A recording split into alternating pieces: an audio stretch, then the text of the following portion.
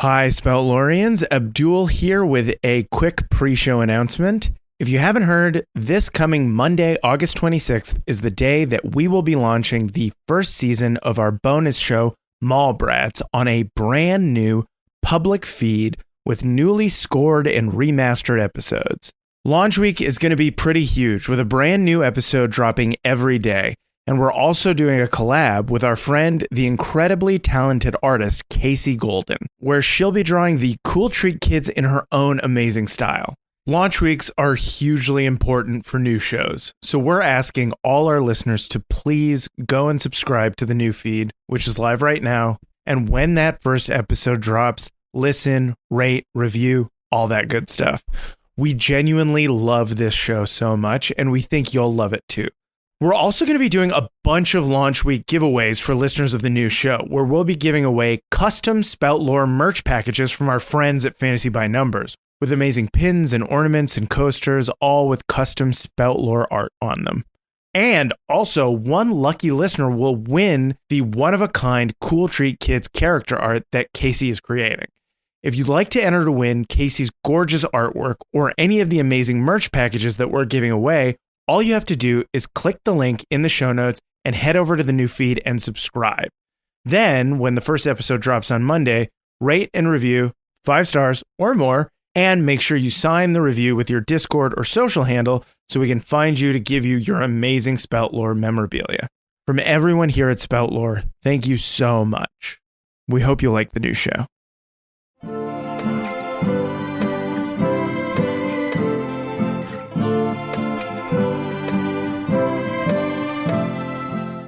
Hello, everybody, and welcome to Spout Lore. I'm your Game Master, Shawn O'Hara. Joining me, as always, Abdul Aziz. Hey, buddy. And Rev from the Critshow. Hello. Welcome here to Episode 5, the penultimate episode, Part 1 of the thrilling conclusion of the Spout Lore Critshow crossover. How's it been so far, guys? I feel like I'm running a marathon, but in a good way. Yeah. Not like if I were to actually run a marathon where I'd be like peeing on myself and vomiting a lot. Mm-hmm.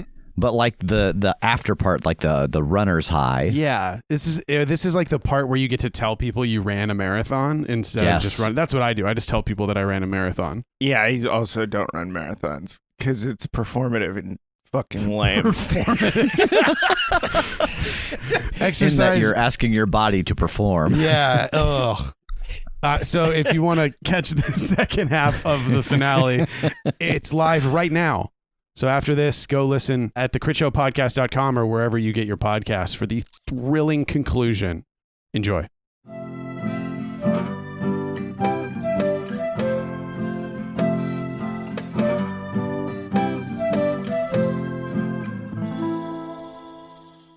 So we find everyone inside of the Inn That Wanders, making your way back across worlds to try and deal with Mother Never Was / the severed sister. What are you doing with the man in white? Karaoke. What's your song? Golden Years by David Bowie. Yeah, somehow Ving knows it. Nice. Yeah, it's all karaoke of songs from Spout Lore. So it's like, oh, my karaoke song for sure is The Maiden and the Frog. You guys are going to love this one. But David Bowie is an interdimensional wizard. Oh, yeah. I could absolutely buy that he has been across like various worlds. He is also a universal constant. Yeah. He came to our world when he left, when the wizards all left. Yeah, he's started here. Whoa. That's why one of his eyes is permanently dilated so he can see between rows. Oh. This is a cooler story. Let's do this. Let's follow this storyline. Fuck what we're doing. Yeah, let's do this. Let's do this one. Oh, right. The scene opens up. Young David Bowie. Can Mother Never Was be a David Bowie variant? Yeah. Baba Bowie. Baba Bowie, Baba Bowie, Baba Bowie. If we combined our production budgets, do you think we could get David Bowie? It would be hard. It'd be real hard right now. First, we'd have to hire a necromancer. Actually, it might be a little bit easier. Oh, no. Technically, his IP is available. Okay, yeah, sorry. Man in White. Perel can't help. He's arm deep in a plate of ribs right now. Yeah, fair. I mean, we know that the Man in Black's plan is to have the Man in White in a different world so they could do this spell simultaneously. So we've got this kind of connection blocked off, but I guess it makes sense to take him with us because then that way if something happens and he does regain control, he's not in another world. He doesn't have the ability to try and set this off at the same time, even though we know it'll be really bad if it doesn't happen at the same time. That seems smart. Plus, maybe we could use him as a bargaining chip in some capacity. Like maybe if we had him, we could be like, hey, no sudden moves or else I don't know that we can kill this guy. But he doesn't know that we don't know if we can kill this guy. Are we having this conversation out loud in front of the Man in White? No. Maybe. Tuk-Tuk's to Trogdor? Wait, what's the name of the guy? Trog. Trog. Trog. His name is Trog, and he does specialize in doors. Yes. Yeah. Yeah. You do go through the Trog door in order to talk to Trog. Yeah. Yeah, he talks to Trog and he's like, hey, do you have like a papoose or something that I can maybe carry this Man in White around in? So I always have him on me. Oh yeah, I got an apron. We can just cut some feedy holes in it. All right, let's do I have to roll for this? No, I'm pretty good. And he just he takes off his apron and puts it on you and just rips 2 little holes in the bottom. All right, I put the Man in White in a little papoose on my chest. He's very confused. Is he facing towards you or away from you? Towards.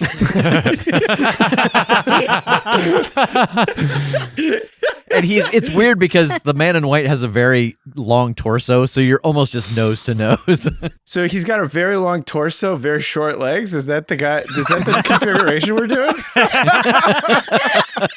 No, he's got really long legs too, but just a very short in between. Like his pelvic area is like that. It was He's hard like a to Lego tell man. in the clothing that he was wearing before, but now that you've got him straddling a papoose. That looks nice. Can I have nexties? All right, Trogdor, get me a papoose for my back for my friend Tass here. You all right? He bends down under the counter and gets another apron. Pulls out a sex swing. Don't ask me why I had this. No reason. It's not what it looks like. It's for sex.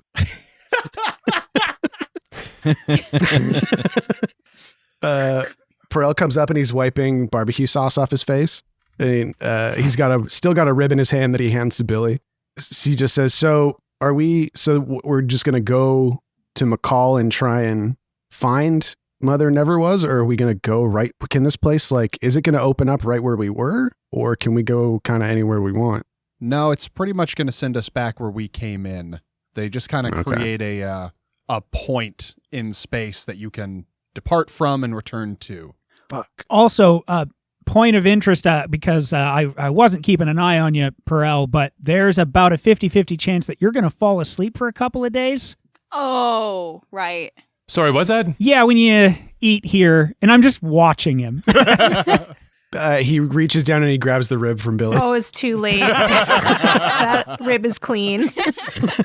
I think, yeah, you haven't face planted yet. I think we're good. Billy just looks like a cartoon with like the rib bone in his throat sticking out sideways. Yeah. Billy is sleeping. It wasn't nothing to because do of with the the food. food. It's just nice and full now, so it's time for a nap. He's just tired. Billy's covered in barbecue sauce to a degree that couldn't have been just from this one rib. Yeah, I went and found extra. Perel goes, okay, I think I'm good. Then we really need to figure out, and he just falls to the ground and he's dead asleep. All right, Trogdor, I'm going to need a third papoose. This guy's going to be Bjorn to be wild. Bjorn. Yeah, I imagine we just head back through to where we started, and do we have any clues on where we're going to find Mother Never Was? Okay, so here's the issue is the Mother Never Was is in the Principalities, which is an ocean away from McCall. And not just an ocean, but a magic ocean. It's called the Sea of Graves. It's full of a sentient storm that hates everyone because it is the embodiment of the grief of... Oh, wait, no, this is actually a spoiler. Never mind, Tuck says. Perel's eyes flutter, and he's trying to pick himself up off the ground. He goes, Can we maybe use the transdimensional magic contained in the doorknob to kind of jump to where Mother Never was? That's the most intelligent thing he's ever said. I love your sleep musings, Perel. Yeah, I think it's his consciousness that's keeping him stupid. He would be so smart if he wasn't himself. Oh, man, same. Yeah, I think that there is some combination here of using the knowledge that you all have of the principalities in combination with, say, Megan's telepathy and ability to get images and locations from people, and then Jake's ability to channel magic that you might be able to kind of hotwire this doorknob to take you to a specific location in your world. So, Megan, why don't you roll a tune in? Okay. 8. All right, so Jake, roll use magic. Yep. 13. All right, so Wow. it is going to get you into the right continent. It's not going to get you exactly where you want to go. The images are a little hazy. Maybe it's all this interdimensional travel for the three of you, but the images in your head of the principalities aren't quite clear. So what's someplace nearby where Mother Never Was is kind of rumored to live that might spring into your mind?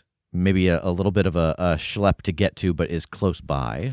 She lives in like an endless marsh in a place called the Black Tree Principality. The marshes were sort of like north of where the Riverways was. Basically, like Mother Never Was the cause of or found refuge in this like maelstrom historical event called the River Wars. So for context for you guys, the River Wars is like, it's this anachronistic war that like some historical texts refer to it as like lasting like 1,000 years, and other historical texts are like, yeah, it was like a single battle between two small tribes. So there's like these internal inconsistencies in history that are happening.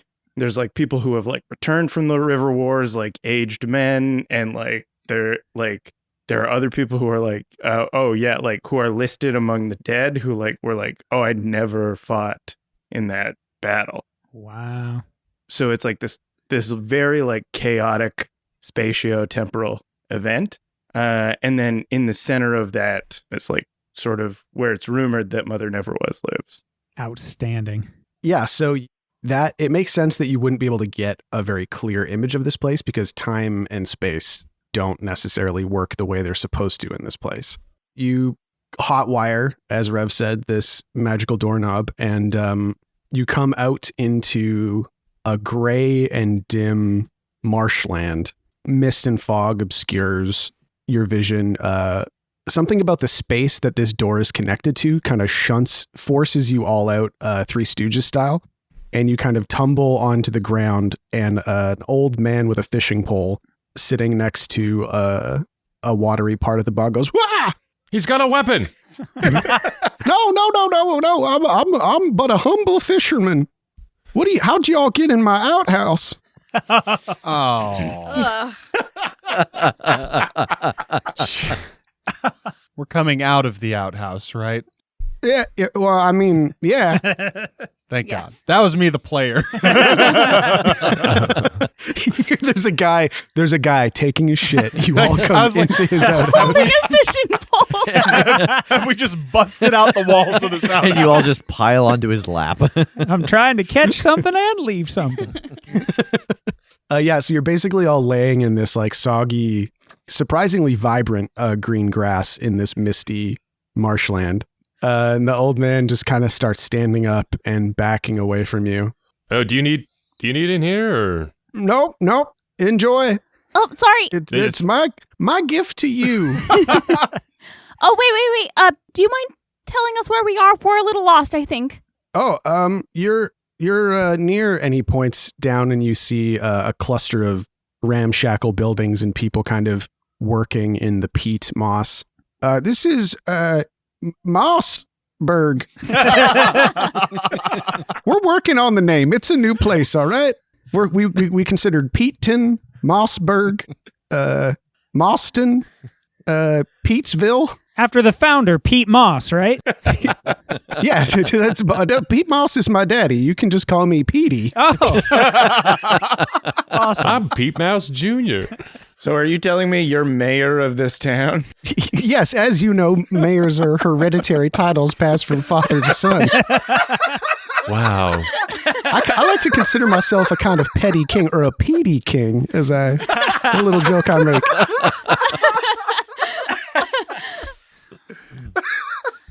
But y'all are acting pretty cavalier about appearing suddenly in an outhouse. I wouldn't worry about it. Do you know where Mother Never Was is?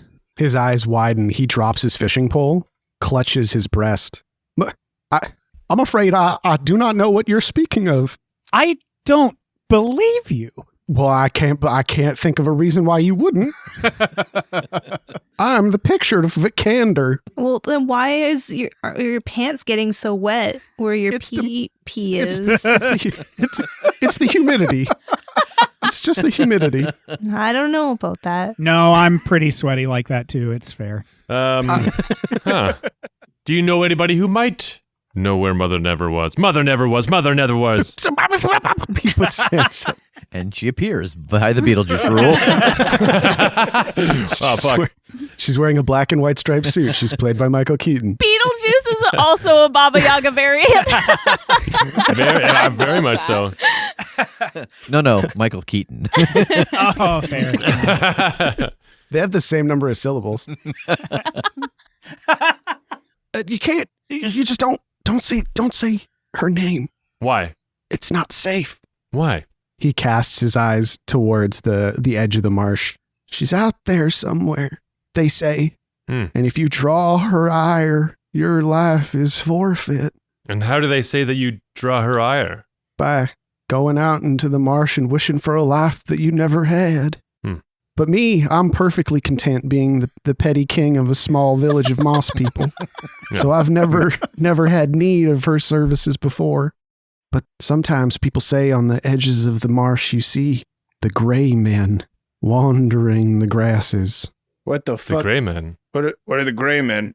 Oh, they're folks that wish to make a deal with Mother Never Was, but she saw something in them that she coveted, so she kept them for herself.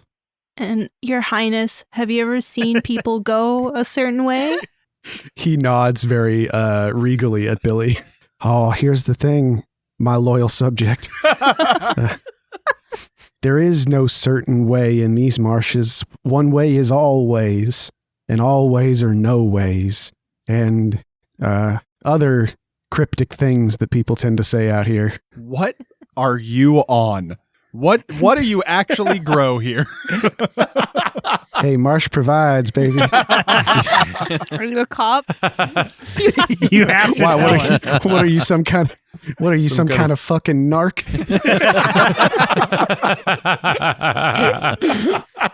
Maybe we harvest peat moss for fires across the land. Maybe we harvest some other things that you're not going to tell anybody about if you know what's good for you.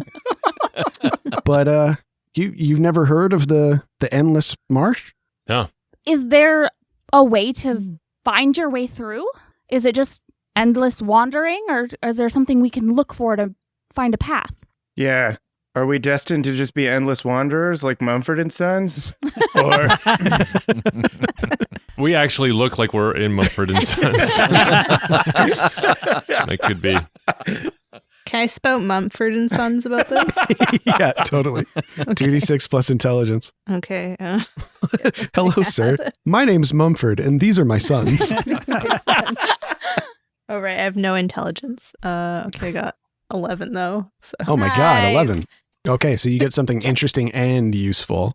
Interesting and useful. Yeah. And because this is a place, guys, this is very exciting. Welcome to the collaborative world building of Spout Lore. This is a place that we haven't really talked much about. So what do we think is a way traditionally in the tales that people have been able to find their way through the Endless Marsh? I think you have to go in very desperate. Like the more desperate you are, the quicker and easier you find her. Yeah, Cool. like I like that. Like this is not a place for people to just be bold and want to just check it out. Like the Yeah. the day hikers are the ones that just get taken. because they're not serious about this at all. It's like that swamp in Lord of the Rings with the dead bodies just under the water, but they're all wearing Arc'teryx jackets. So if the way to get to her is to go in super desperate and going in curious is the way to get snatched, is there a way through and out that is just like being indifferent? We need somebody so desperate that the swamp doesn't even want them. Perel? Perel's unfortunately asleep still, but the man in white, who is Papoose. a person out of time who's been displaced from his very home and has nothing left in the entire multiverse, he goes, well, I mean, I'm pretty desperate, just like in general. So, I mean, maybe I could help. Yeah, you're perfect. You're perfect for this. Don't compliment me too much. I'll get attached and then I won't be as desperate. Tuck lifts him out of the papoose and he puts him down. So he lifts him 12 feet in the air, I guess. His arms stick out straight in front of him like a cat. And then he puts him down. And he's like, go the yearning way, my friend. Because remember, we said that there were 40 cardinal directions and one of them is the yearning way. Oh, cool. Because I'm standing over to the side like, what the fuck is my compass doing here? It's just, the needle just snaps out of it and starts spinning in the air. What, you only have 4? Where'd you get that? The one coin store?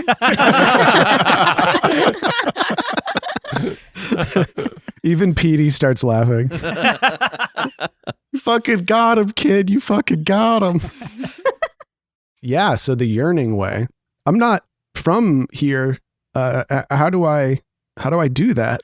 I like the idea that there's like, they look like game trails almost. Like some of them are bobbing, weaving. People aren't sure. They kind of go out and they're like, they go and they start, they come back like, no, she's over there. But the yearning way is like straight through. It's just, you have so much purpose. So maybe there's like a little break in the bog or a well-trodden bit that's just one track mind into it. But I don't think that like the rest of us see that very clearly. Like for us, it still looks really just confusing in the way that there are no indications. So we have to rely on following the man in white. Exactly. Yeah. So then that sounds like we're going to undertake a perilous journey. We're going to need somebody to be quartermaster, somebody to be trailblazer, and somebody to be scout. I feel like I would scout here, get ahead with my, you got a gun. Rifle. Yeah. I could be a trailblazer, considering I have the ability to kind of like scry or help find people. Like if we lose sight of the man in white, I could get us back on track. I like food. I can quartermaster. Okay, perfect. You want somebody who hates food. That's our problem. We always put Billy in charge. There are so many failed quartermaster roles, which are just Billy got really hungry and ate all of it. That is not an impossibility. I could still do that. Then Billy can still get his hands on it. Megan's like picking berries and putting them in like a satchel that Billy has cut a corner off of and is just eating out of them like a hamster feeder. All right, so task Kim and Megan, roll 2d6 plus wisdom. 12 for me. 9. Excellent. Whoa. Excellent. 12 for me as well. 12 for you as well. Holy shit. shit. Good Lord.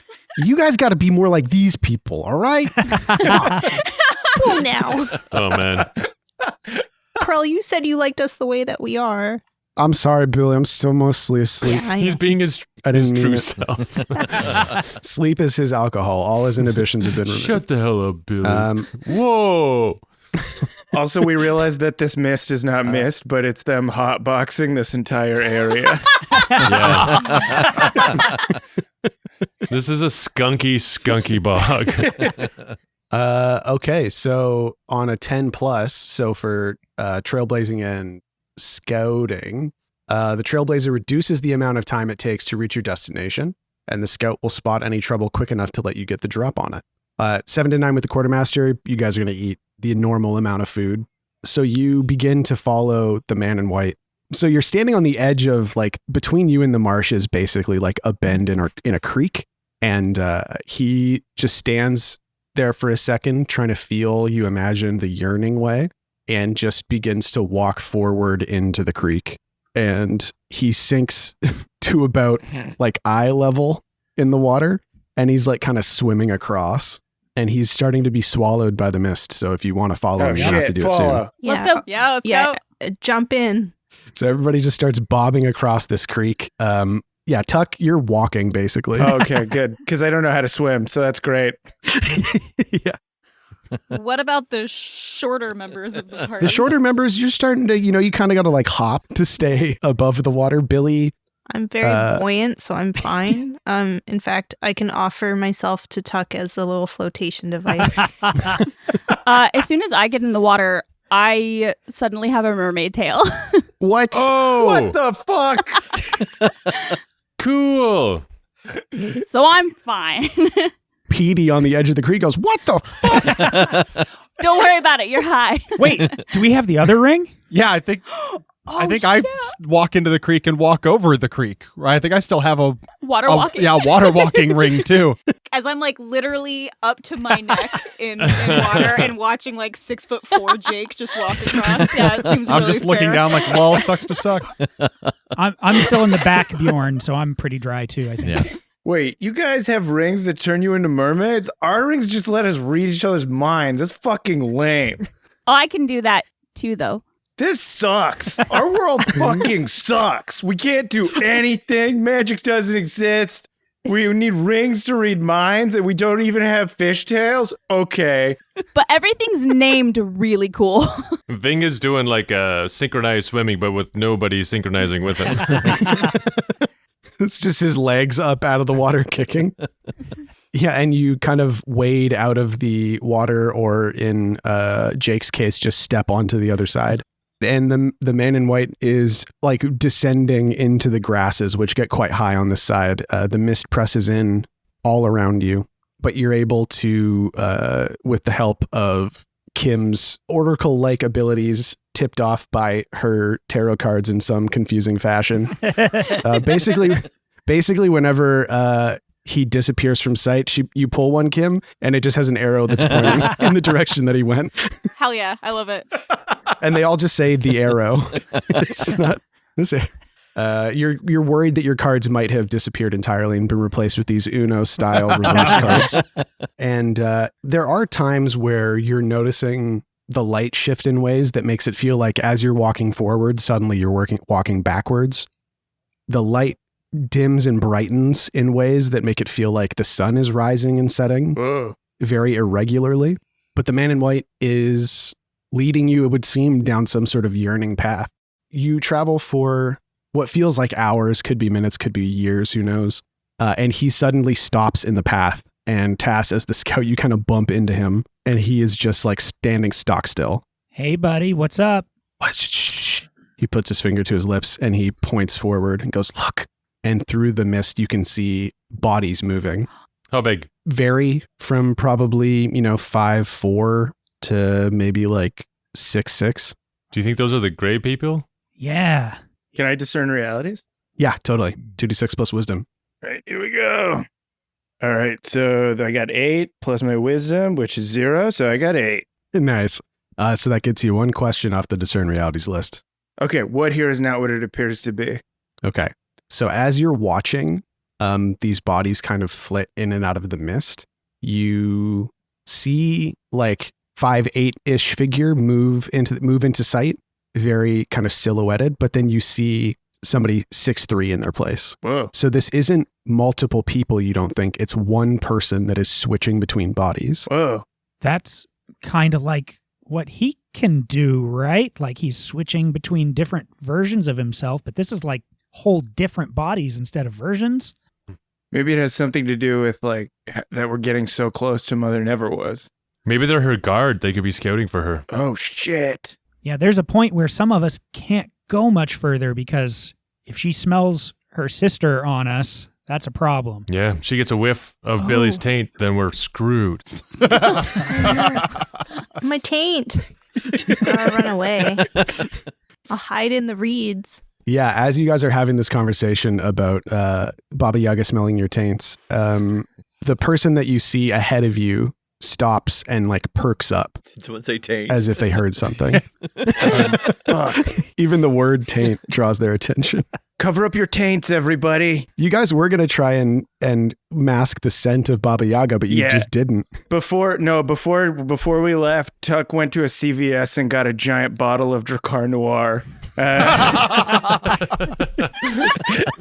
How many uses are in there? Yeah, 100. 3. 1,000,000. No, you get 3. I'm now allowing you to have a bottle of Drakkar Noir that you picked up in Indianapolis, and there are 3 uses. Okay, but I got an Axe body spray. Does this have any uses in it? It actually popped in your bag, so it just sprayed all over your shit. Dude. And it smells like a middle school locker room now. Fuck. But that's kind of what Tuck always smells like, so it's not really. I don't know for sure if this thing is smelling us or hearing us, so I'm going to branch out my telepathy to be able to establish a mental chat room with everybody here. Cool. Hey, I'm in your head again. I didn't know if it was hearing us talk, so let's just talk in our minds. Oh, yeah. Okay. Good call. And you hear, with your real ears, you hear Perel snoring, but then in your head you hear, do you think that if you put a coat on a dog, it would notice if it liked the color or not? Do you think that trees have friends? What if a frog had a job? He's just going through whatever unconscious thoughts in this chat room that he's able to conjure. Wasn't that all of season 1, him giving frogs a job? What if one frog was big and one was small, and would one of them be the pet? No, not a double frog. Does this seem to be having any noticeable effect on that figure in the mist now that we are nonverbal? Yeah, it goes back to whatever it was doing. Perfect. I would like to use my culling sight on this creature Yeah. in case we need to try to get past this somehow. Remind me what calling sight is. When I see a creature for a moment, I can roll plus wisdom, and then I can get some hold to spend to either give us like +1s against it, or like more damage, or like turn a fail into a mixed success if we're trying to do something. Sweet. Yeah, go for it. That is a 9, so I have a hold 1.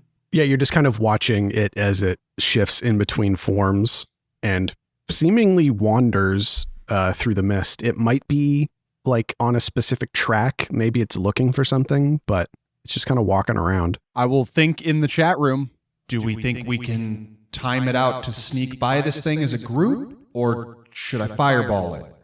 Well, if we're going to attack it, I should probably try and see if I can read something from its mind first. I might be able to get an idea of what it's doing or looking for or what it is. Yeah, do it. I say that even if we don't attack it. Yeah, more information is always good. All right, yeah, go for it. 8. Okay. So, yeah, it's kind of hard to pick out what it's thinking because you, much like when you connected to the man in white when you first saw him in McCall, there is a cacophony of voices, an absolute like chorus of confusion. It's different than the way that it was with the man in white. What you're able to kind of deduce with your experiences as a interplanar traveler and also with this specific situation, this must be something unique to how Mother Never Was operates, but this feels like it's actually multiple versions of a person existing in one space. So as opposed to just being like someone that is able to like mentally swap into different bodies, this is many people who have kind of been forced into one point in time and space. Wow. She's grabbed somebody from a bunch of the different dimensions. Yeah, PD said something about how the gray men are thought to be people that Mother Never Was saw something in that she coveted. So you get the idea that this might kind of be like a menagerie of people that exist in one place. Because of the state they're in, would this be considered an inhuman creature? Yes, I would say so. Ooh, in that case, I get to ask the GM one Wait, no, question. I mean no. Wait. I just get What's on your sheet? I just get to ask one question about it, and I have to tell you what pop culture source I would know that from my world. All right. What's your question? So I think my question would be, is there any sort of a kindness or a favor or something that we could offer it/them to be able to get past without trouble? Mm-hmm. I think that, especially thinking about like pop culture examples, I think this is very much a music soothes the savage beast kind of thing. Not music specifically, but this is a person or many countless people that are in like agony. So anything that would offer kindness or comfort or understanding or soothing of any kind might be able to placate this thing for a short time. Wow. Okay. But it's also going to be risky for sure, because it seems like the kind of thing where they're just as likely to lash out. Got it. What's the pop culture source? Is it the Spout Lore Patreon? It's the Spout Lore podcast. I swear I've heard this episode. They did a crossover with another podcast called It's just like this. We explode. And then everything implodes. Yep. Yeah, I mean, like, even simply, it seems almost like a Frankenstein kind of thing, right? Where it's like a monster that just wants to be loved. Yeah, kinda. Like, I even have this weird, like, thinking about like being John Malkovich, but the idea that the room keeps filling up and there's no way out of it. So like, what could give this thing focus? Cool. Interesting. I like that a lot. Oh man, we might be able to sneak past this thing if we can distract it, give it sort of a balm, something to, ease its tortured mind. The man in white speaks up. Or you could, I mean, there's lots of you could just kill it, right? Yeah. What if it doesn't want what you offer? What if it tries to kill us? Well, then, in that case, we defend ourselves. But I don't like the idea of just going after this thing. Yeah, white guy. We're not just going to kill indiscriminately. I'm not saying indiscriminate. It's just it's a monster, right? It's quite discriminately, as a matter of fact. I can't go ahead, right? Because Mother Never Was will smell me. I could act like a little bait and see if the monster would follow me or if I could distract it. Wait, Billy, do you still have wealth and taste? I do. Oh my God. Wealth and taste is a move that if Billy waves around his most valuable object, someone will be like, I want that. That's it. What would it want? Well, it sounds like it wants a hug. Like, what if you just go hug its leg and like stand on its foot and just you're along for the ride? Oh my God, my blue blanket. So soft, so comforting. So magical. Yeah, blue blanket could do it. It's like a hug. You think so? Yeah, this thing's in a state. It's like when you're like in such a heightened state of duress that like literally anything nice is what you want. Like you're just lizard brain. Like, I want to lay down. I want to eat something. Yeah. Like James it's that Brown, kind of- somebody comes, puts a blue blanket on your back, and then you pop up. Exactly. That's all you need. If you're going to give it a blanket, let me prestidigitate it so I can also make it a warm blanket before we give it to him. Okay. It's very little, but I mean, it's nice. Yeah, and I think as Billy is going over, I want to spend my hold to sort of like focus in on like, I think that the blanket will work, and I want to give Billy a +1 forward. Thank you. Excellent. Right. And I spray it with some Dracar Noir. Ew. That's not going to work. Do you have to roll to prestidigitate? I mean, I think so. I have to roll to cast a spell. Okay, yeah. So I rolled a 9, which means the spell is cast, but I have to choose one, draw unwelcome attention, or put myself in a spot. The GM tells me how. The spell disturbs the fabric of reality as it is cast. Take -1 ongoing to cast a spell until the next time you prepare spells, or after it is cast, the spell is forgotten. You cannot cast the spell again until you prepare spells. All of this so I could warm the blanket. Yeah. Unfortunately, you go to warm the blanket and it's a little flame, but it's the exact same time that Tuck does the cologne and just makes a fireball. Well, it's a good thing it's made of, I think it's that buttermoth silk, yeah. Buttermoth silk, Yeah. which is fire retardant. Yeah. Buttermilk. Buttermilk. Buttermilk. I wishes Blanket. it was made of buttermilk. That sounds nice. That sounds like some fancy like skincare, like exfoliating, like face towel. So I will warm the blanket, and I will choose to draw unwelcome attention or put myself in a spot, and you tell me how. So, Billy, the blanket warms in your hands as Jake casts. What does this prestidigitation look like? Put my hand on the blanket and do magic.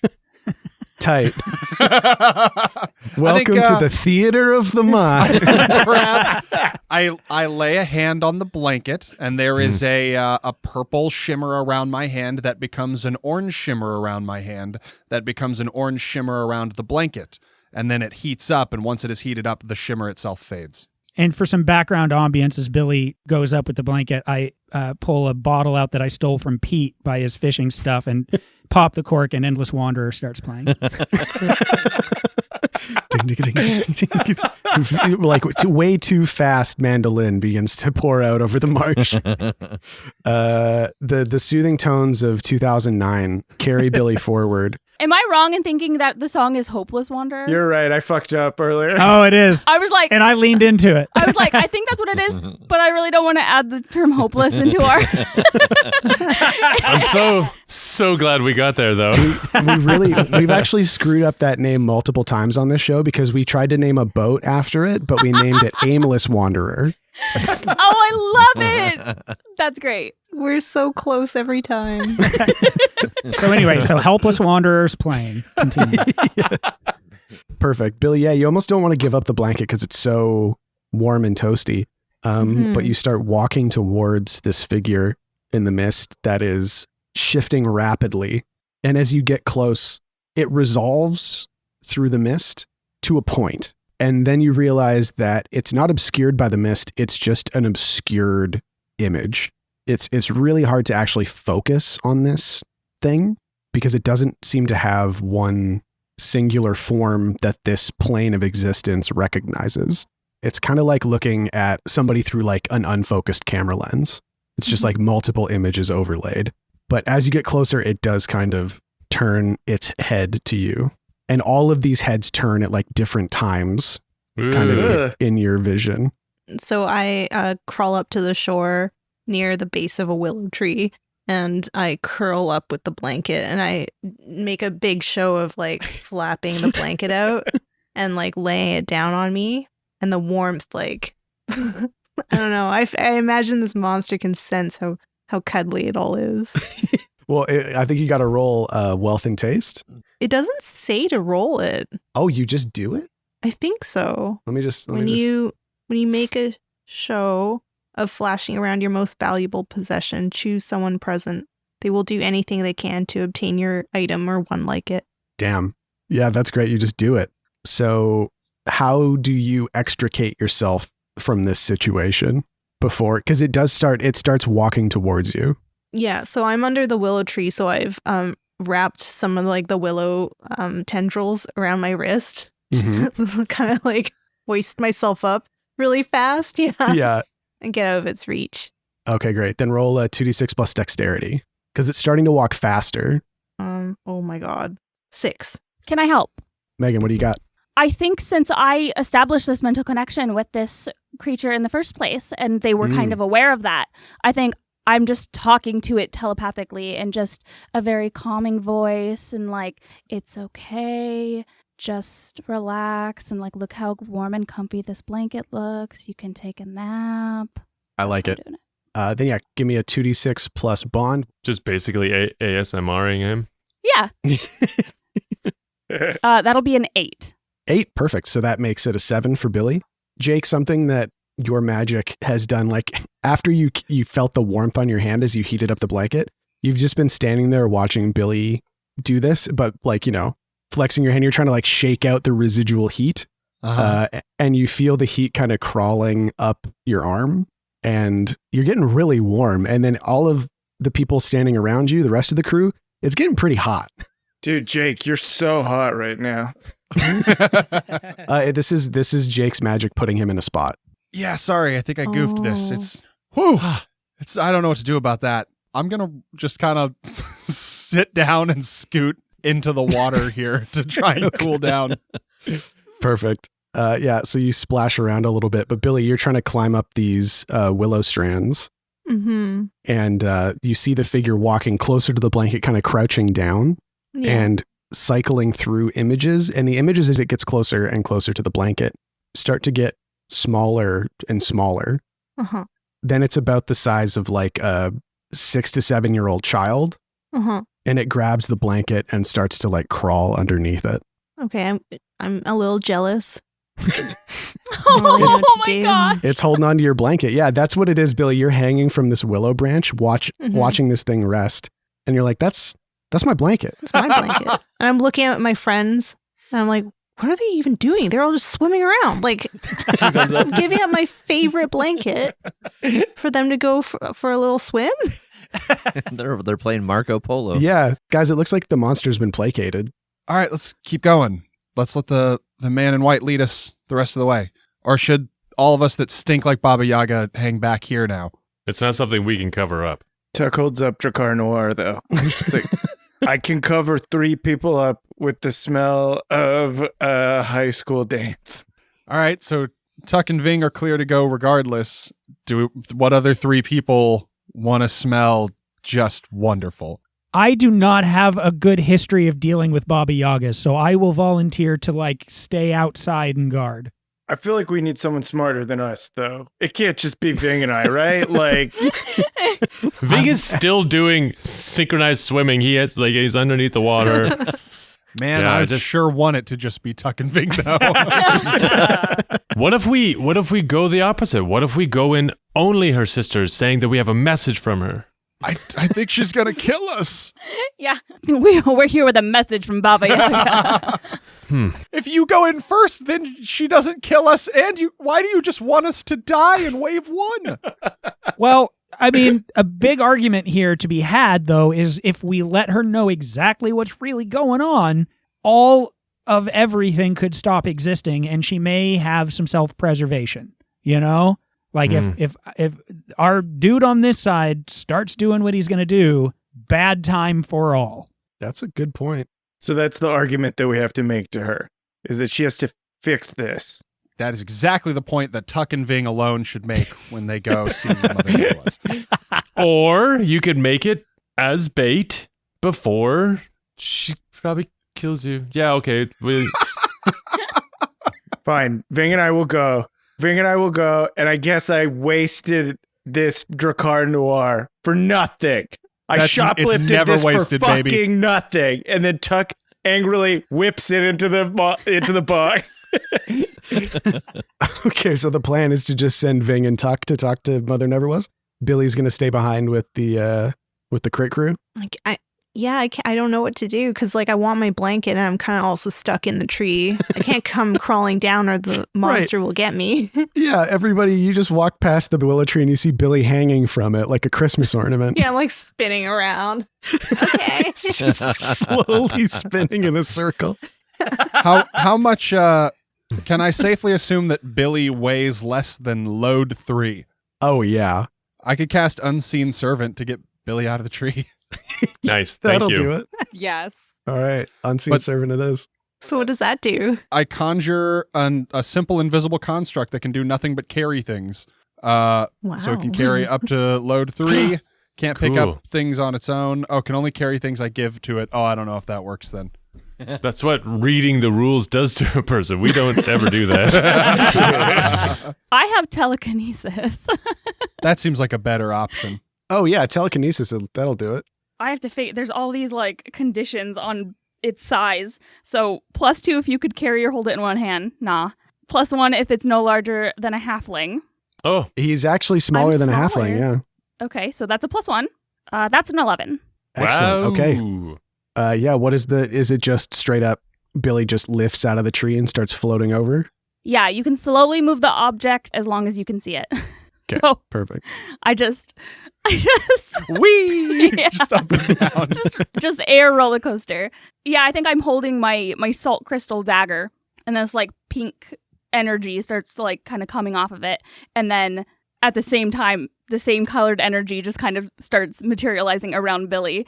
And he just starts kind of floating up and away from the blanket and just in the middle of the air right towards us. Just reaching for a blanket. Yeah, Flying in midair for it. My binky. My blanket. He's stopped for a second by the tension of the willow branch that he's on, and Yeah, then that I'm, tendril clinging snaps and he onto it. shoots forward a little bit, I catch him. and Billy's just crying. Yeah. We'll get it back. Sorry. We'll get it back. We just got to do this first. I wasn't thinking about consequences. Oh, But yeah, you've the gray man or gray child, it would seem, is peacefully snoozing under the blanket at the base of the willow tree, and the Aw. man in white turns to you all and says, "I guess I just keep yearning, right? Yeah, man. just keep yearning. Okay, Yeah, Tuck and Ving follow him. here we go. Well, do we know how close are we? That's a great question. Can I try to use my Farsight to find Mother Never Was?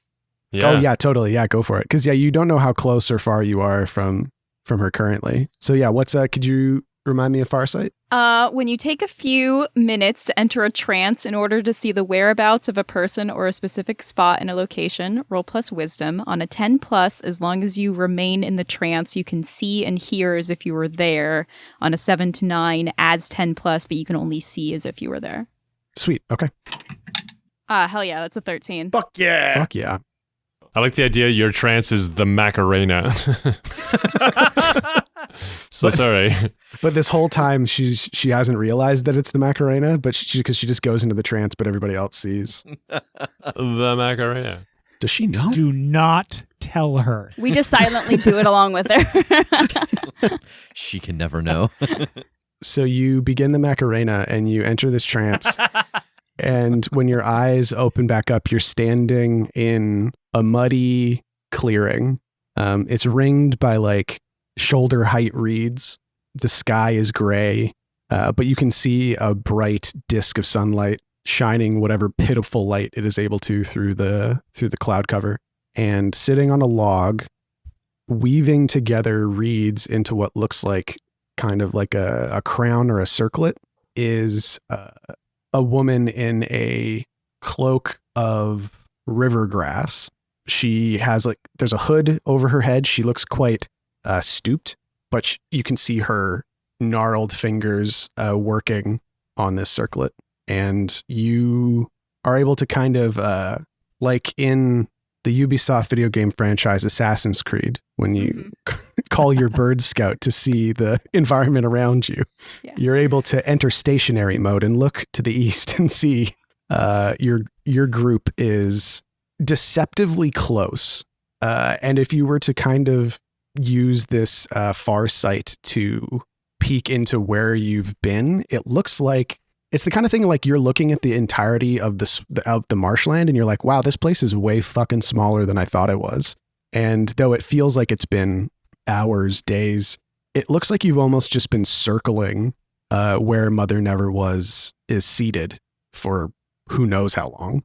So if you're able to cut through this extra temporal interplanar space, you might be able to get there fairly quickly. Okay. My eyes stop glowing white, and I think while I was in this trance, the bright white light from my eyes was like reflecting off of Tuck's axe and creating a really sick disco ball effect as we were all just doing the Macarena. And you come out of your trance and you go, yeah, and clap. Ving's like, hey, how do you guys know the Macarena? There it is. That's really The weird. Macarena is also an interplanar constant. Yeah. David Bowie and the Macarena. Yeah, I saw her. She's in a clearing surrounded by a bunch of reeds. She's really close, actually, but also far on like an extraplanar sense. I think if we had a way to kind of pierce that veil, we would be very close to her. Ving then dips his fingers into the bogs at the base of a reed, and I want to try and talk to the reeds. I want to try and appease the reeds and talk to the network, the plants, and see if they'll fast track us through. I don't know why I'm always surprised when you talk to a plant. You've been able to do it for seasons. God, what does this reed sound like? Hey, how's it going? Yes. Oh, nice Jersey fallback. It's it's easier this way. What's going on, buddy? Welcome to the swamp. Hey, good to be here. Thanks for having us. Is this the director's cut of Shrek? Oh, I should have just done a Shrek voice. It's not too late. It's not too late. Get right, it's not too late. Force myself into a shitty Scottish accent. Just like Mike Myers. All right, fine, I'm doing it. Welcome to my swamp. He said the thing. He said the line.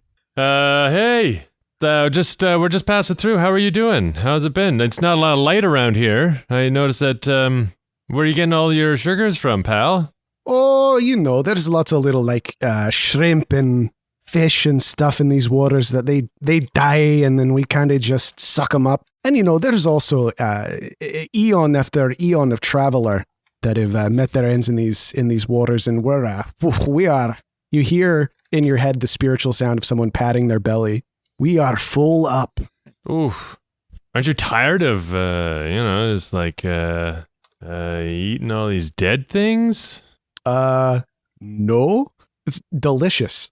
Have you ever had pure, unadulterated, non-mistful sunlight? I want to parlay with this grass and say if he gets his way through, I'll give him a peek of sunshine, see what it does for his taste buds. Very interesting. I love that you went with this direction because I was really afraid you were trying to talk these reeds into eating living things instead of dead things. I'm like, I'm in the what do you think about fresh meat? Why do you want me so dead? Warm, supple, fluid, a little Drakkar Noirish.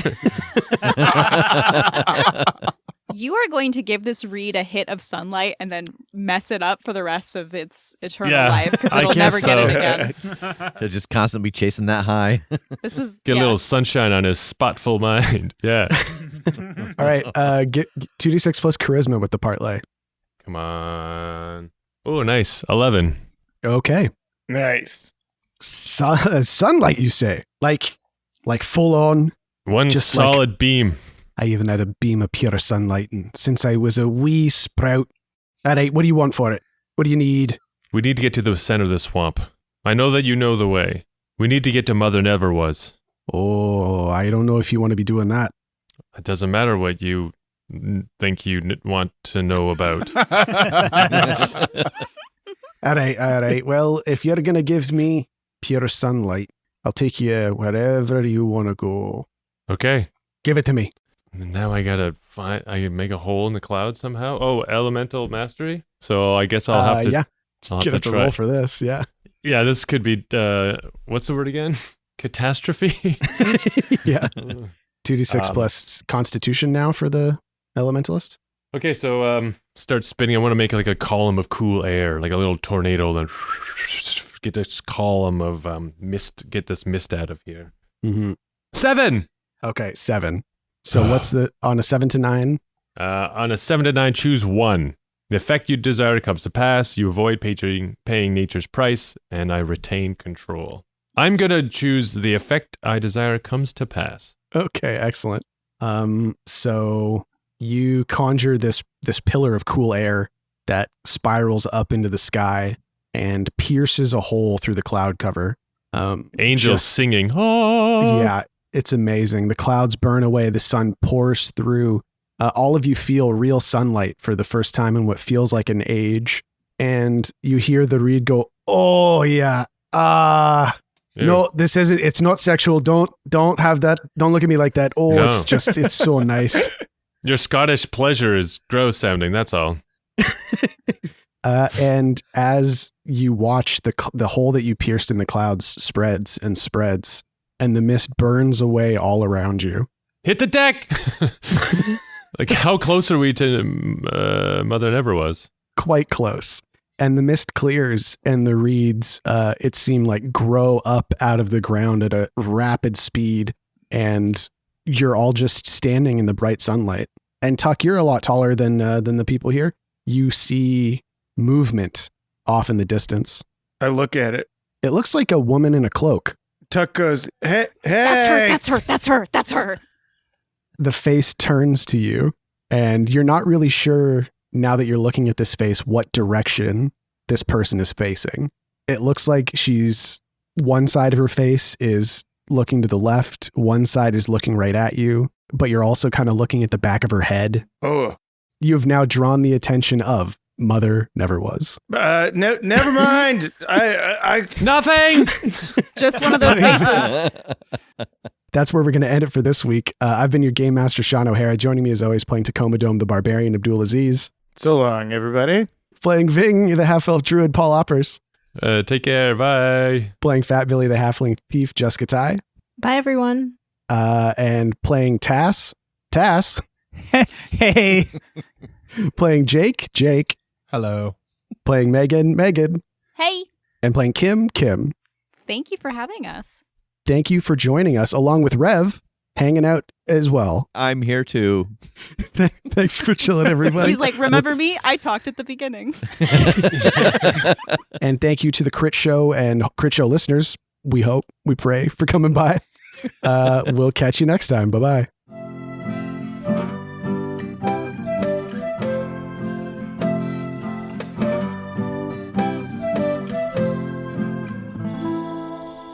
I can't believe it. I have no idea what happens in these episodes anymore. So what an event just took place. Pretty unbelievable, I think. Ramifications, small and large, for both shows. Clearly, we're not recording these months in advance. No. We know exactly what happens at the end of each of these episodes. You can tell by the way that I am reacting to all of the events that happened in the episode. Yeah. As if I just heard them. And boy, there's something. Yeah.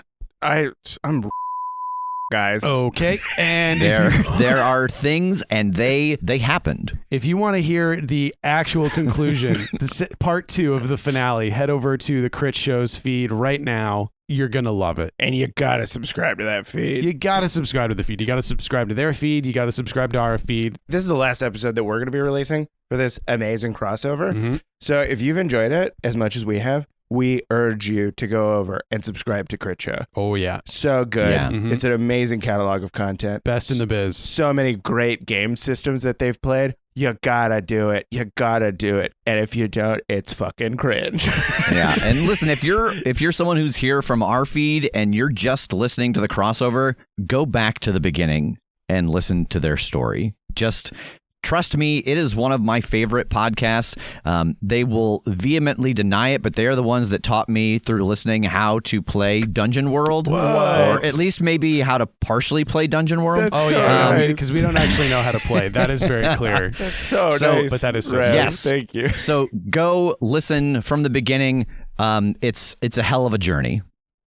And if you don't, it's pretty cringe. Thanks for joining us, everybody. See you over at the Crit Show for part 2. Don't be cringe. Subscribe to both shows, you fucking cringe heads.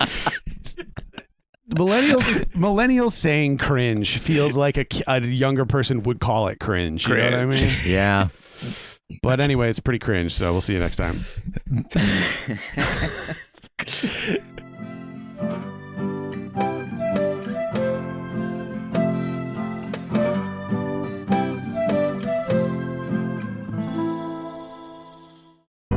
The Fable and Folly Network, where fiction producers flourish. Greetings. I am the modestly handsome obituary writer of this fetching town of Crestfall, Idaho, and this is Death by Dying. Death is exhausting, and so, after a long day of funeral attending, I had retired to my apartment to get some shut-eye. I loosened my Versace tie and changed into my Egyptian silk pajamas. Are you the detective in town? No, I'm the obituary writer. Really? Someone said you solve murder cases. Murder? I'm Charlotte, by the way. Forgive me, but I haven't gotten past the murder part. Charlotte, the friend I now have, is staying in the apartment above her Aunt Lillian's bookshop. She was my aunt. She was all I had growing up. I need to know why she's gone. Murder is the spice of life. I knew just who I had to see. The Angel of Death. We have become friends over the years. Careful. Death is ever present. Her pet, the button-eyed raven, moaned inconsolably as usual. Your friends are abandoning you, one by one. You write about death, OW. But how much do you know about what it feels like to lose someone? The shadow in the dark woods is making its way into Crestfall.